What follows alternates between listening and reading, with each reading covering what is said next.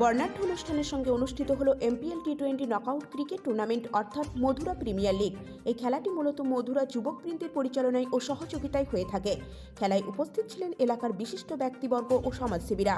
খেলার উদ্দেশ্যে দুস্থ মানুষদের বস্ত্র বিতরণও করা হয়। এবছর তাদের টুর্নামেন্ট নবম বছরে পদার্পণ করল। বেশ কিছুদিন থেকে চলতে থাকা ম্যাচের আজ চূড়ান্ত ফাইনাল। আজ ফাইনাল ম্যাচে মুখোমুখি হয়েছিল বীরভূমের সাঁইথিয়া হোপ ফাউন্ডেশন ও মুর্শিদাবাদের অমরপুর RR11। আজকের ম্যাচে জয়লাভ করে সাঁইথিয়া হোপ ফাউন্ডেশন।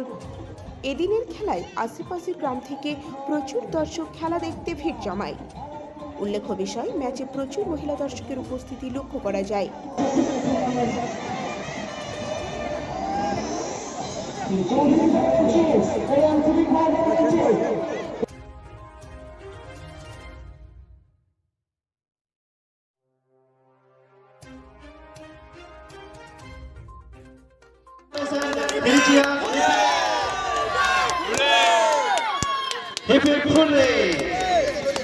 ওটো নিউজ বাংলায় আপনাদেরকে স্বাগত জানাই। আমি এই মুহূর্তে একেবারে গ্রাউন্ড জিরোতে দাঁড়িয়ে আছি বীরভূম জেলার প্রত্যন্ত মধুরা গ্রামে, এবং আজকে যে ফাইনাল ম্যাচটি অনুষ্ঠিত হলো মধুরা প্রিমিয়ার লিগ অর্থাৎ এমপিএল, সেই ম্যাচ ইতিমধ্যে ফাইনাল খেলা সম্পন্ন হয়েছে এবং আমরা দুই দলকেই দেখতে পাচ্ছি। ক্যামেরা পার্সনকে বলবো সেই দুই দলকে দেখানোর জন্য।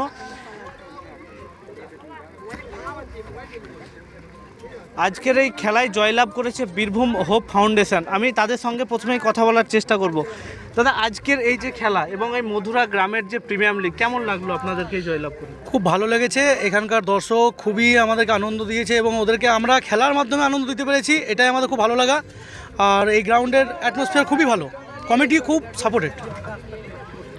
আমি কথা বলার চেষ্টা করব আজকের যে রানার্স দল সেই ক্যাপ্টেনের সঙ্গে। কেমন লাগলো এই খেলায় অংশগ্রহণ করে আজকে ফাইনাল ম্যাচে? আজকে ফাইনাল খেলা খুব ভালো লাগলো। এখানকার দর্শকও অনেক ভালো, যথেষ্ট টাইম দিয়েছে, মাঠে উপভোগ করেছে খেলা, তার জন্য খুব ধন্যবাদ।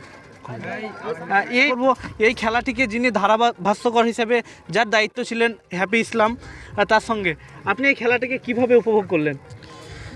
আমি অনেক বিগত বছর থেকে শুনছিলাম যে এমপিএল মধুরা প্রিমিয়ার লিগটা খুব ভালো খেলা হয়, তো এই বছর আমন্ত্রণ পেয়েছিলাম এবং এসে দেখলাম সত্যি গ্রামের মানুষজন থেকে শুরু করে সমস্ত কমিটিবৃন্দ যারা আছেন তারা সকলে কিন্তু আন্তরিকভাবে সহযোগিতার মাধ্যমে কিন্তু খেলাটা আয়োজন করেন। এবং আপনি শুনলেন যে যেভাবে খুব ভালো খেলা হচ্ছে এবং অনেকে কিন্তু আন্তরিকভাবে সহযোগিতার হাত বাড়িয়ে দিচ্ছেন। একটা আবেদন রয়েছে আমাদের পক্ষ থেকেও, একটা নলহাটি 1 নম্বর ব্লকের কাছে হোক বা এমএলএ সাহেবের কাছে হোক বা আমাদের প্রশাসনের কাছে হোক, একটি খেলার মাঠ যদি এই মধুরা গ্রামবাসী পায় বা নলহাটি ব্লকে যদি একটা ভালো খেলার মাঠ হয়, তাহলে সত্যিই আমরা কিন্তু খুশি হব। কারণ যেভাবে খেলাটা দিনকে দিন এগিয়ে চলেছে, যে মাত্রায় পৌঁছে যাচ্ছে, এই বর্তমান যুগে আমাদের প্রত্যেকেরই খেলাধুলা দরকার আছে, খেলাধুলার প্রয়োজন আছে। তাই একটি মাঠের আবেদন রেখে এই বক্তব্য শেষ করব। এলাকার প্রধান হিসেবে এই খেলা দেখতে এসে কেমন লাগলো আপনার? খেলা দেখতে এসে খুব ভালো লাগলো।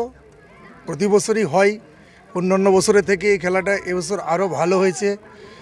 কোভিড পরিস্থিতির জন্যে লাইভ টেলিকাস্ট করতে হয়েছে, যারা বিভিন্ন জায়গা থেকে ফিল্ডের মধ্যে না এসেও দেখতে পায়, বাড়িতে বসে বসেও যাতে খেলাটাকে উপভোগ করতে পারে, এই কারণ থেকেই সে লাইভ টেলিকাস্ট করতে হয়েছে। আর তবুও কিছু দর্শক ছিল, না থাকা নয়। আমরা আগামী দিনে চেষ্টা করব, আমাদের ঊর্ধ্বতন কর্তৃপক্ষকে জানাবো, মাঠের জন্য যে আবেদন করছে ওরা, সেটাও আমরা আশা করব যে যাতে আমরা পূরণ করতে পারি। খেলাটাকে সুন্দরভাবে উপভোগ করলাম এবং এই যে দুর্যোগপূর্ণ আবহাওয়ার তরফেও এই যে আমাদের এই আশপাশ গ্রামগুলো মিলে এত সুন্দর একটা খেলার পরিবেশ তৈরি হয়েছে, আমরা তো ভাবতেও পারিনি যে এই সুষ্ঠুভাবে আমরা খেলাটা পরিবেশন করতে পারবো। তাই আকাশের ওয়েদার খুব সাথ দিয়েছে আমাদের, এবং আমরা চাই আগামী দিনে গ্রাম বাংলায় এবং শহরগঞ্জে এই ক্রিকেট টুর্নামেন্টটা ভালোভাবে খেলা আদর্শ পাক। এবং আমার বীরভূম জেলার প্রশাসনকে জানাবো, আমার স্থানীয় বিধায়ক এবং আমার জেলার সভাধিপতি এবং সভাপতি এবং আমার মিনিস্টার, ইনাদের কাছে আমার করজোড়ে আবেদন, আমরা যেন একটা খেলার মাঠ পাই। ইনাদের কাছে আমরা সাহায্যপ্রাপ্ত এবং সাহায্য চাই প্রশাসনের তরফ থেকে, এই বলছি। এবং আমাদের আগামী দিন আরও সুন্দরভাবে খেলার প্রচেষ্টা আছে, আরও এগিয়ে নিয়ে যেতে চাই। আমরা এই দাদাভাই সম্পর্ক সবাই মিলে একসাথে সাথ মিলিয়ে সুন্দরভাবে একটা টুর্নামেন্ট করতে চাই। আগামী দিনের জন্যে। কি নাম আপনার? আমার নাম মোহাম্মদ কামারুজ্জামান, ডাক নাম ভটু।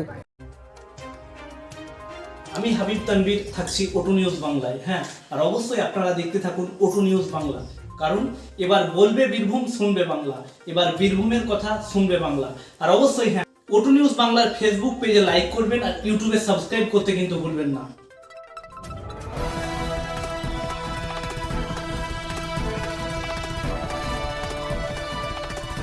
আপনারা দেখছেন ওটু নিউজ বাংলা।